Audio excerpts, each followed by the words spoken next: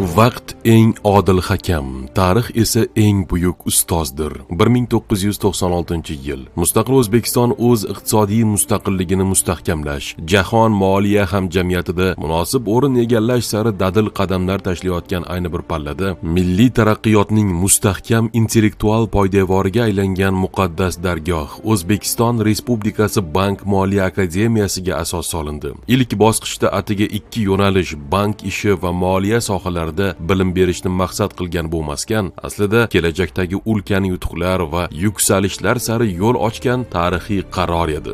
Yillar silsilasida akademiya zamon bilan hamnafas tarzda o'sdi, takomillashdi va yangi qirralarini namoyon etdi. Dastlabki ikki yo'nalish bugunga kelib 12 ta zamonaviy mutaxassislikka aylanib, moliya bozorining eng murakkab va dolzarb sohalarini qamrab oldi. Xalqaro standartlarga mos magistratura dasturlarining yo'lga qo'yilishi esa bu dargohning nafaqat milliy, balki global ta'lim makonida ham o'z o'rnini topganini yaqqol namoyon etadi. Bu yerda nazariya amaliyot bilan uyg'unlashib, milliy an'analar ilg'or fintex yechimlari bilan bir butun tizimga aylangan. Akademiyaning haqiqiy salohiyati avvalo uning inson kapitali va amaliy natijalarida aks etadi. Qariyb 30 yil davomida bu dargoh 6500 nafarga yaqin yuqori malakali mutaxassisni tayyorlab, mamlakat iqtisodiyotining turli sohalariga munosib hissa qo'shdi. Bugungi kunda 800 dan ortiq doktorantlar ilmiy izlanishlar olib borib, iqtisodiy tafakkur va nazariy asoslarni yanada boyitmoqda.